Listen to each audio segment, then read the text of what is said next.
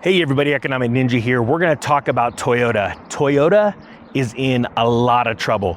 Everything from losing market share in its stock, to finding out that it falsified safety data, to also, it gets even crazier, but you know what? I'm just gonna dive right into the story. And I am in a massive Toyota dealership. And it's a little awkward talking about Toyota, but it's really the entire car industry if you think about it.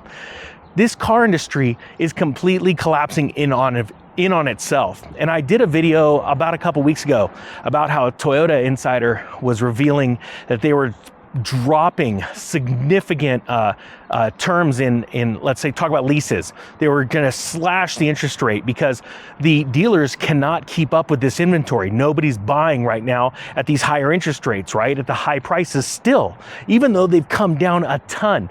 You know, I remember during the pandemic where they were asking like $10,000, $15,000, $20,000 over MSRP. Those days are gone, right?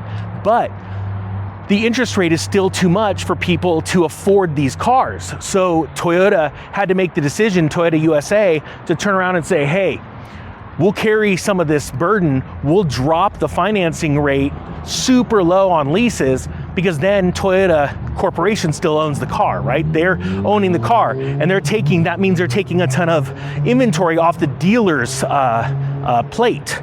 Well, check this out. There's two stories, and it's absolutely blowing my mind. It says right here, Toyota, this is out of CNBC, lost over $15 billion in market value last week after being caught falsifying tests. It says Toyota shares have plunged more than 5% since May 31, the last trading day before the scandal broke on June 3rd. Shares of Mazda saw a larger loss, falling 7.7% since May 31st. It says here, it says that Toyota announced on June 3rd, following the ministry's investigation report, that it will temporarily halt shipments and sales of certain models, 3 models actually, currently manufactured in Japan, namely the Corolla Fielder, Corolla Axio, and Yaris Cross. I don't even know if any of those are even sold in America, but I'm not a big Toyota guy anymore. Toyota's chairman apologized to the company's customers and stakeholders, acknowledging that 7 of its models were tested using methods that differ from the standards defined by the national authorities. Well, what actually happened was, the way I understand it, they were using souped up models during these testing phases. So false all the way around, right? Then it gets even crazier. Toyota just announced the closure of its largest auto parts manufacturing facility in Marion, affecting 1,300 employees.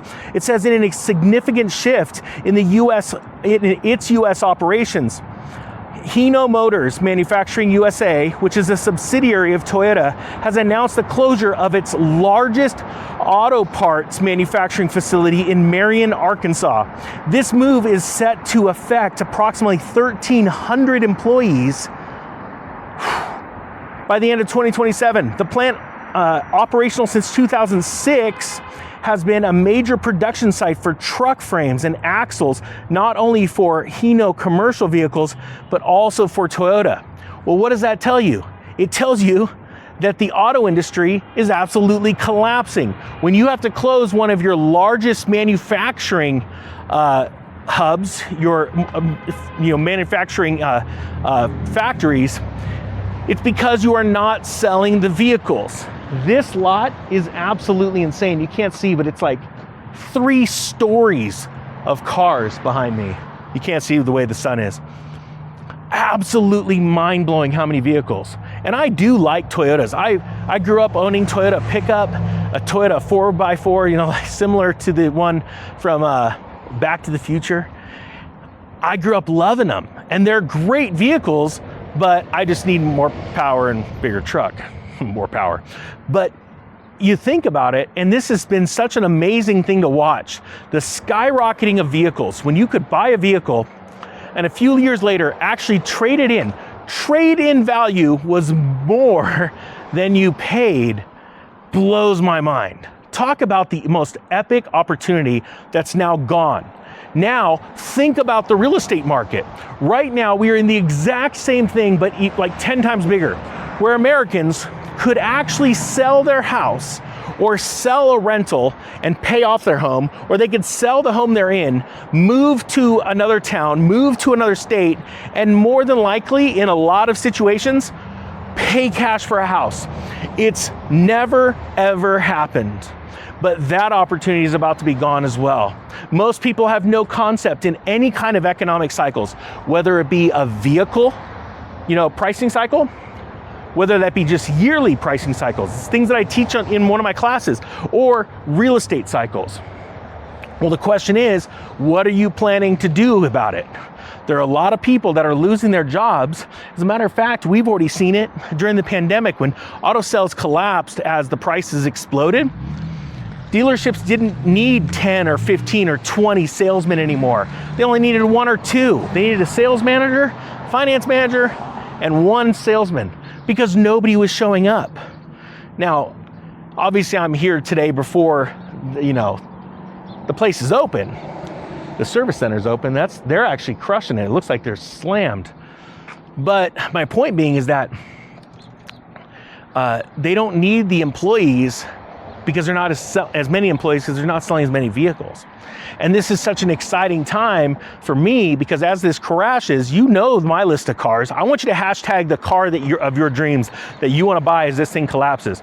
But my 6, GT40, 69 Camaro, Shelby Cobra, Lamborghini Huracan, Porsche GT3. What am I missing?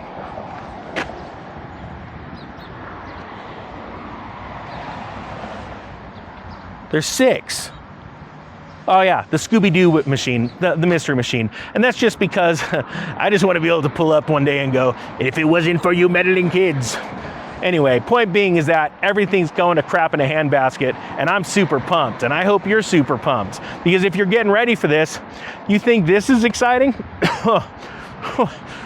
Wait till unemployment goes up and watch the price of these cars.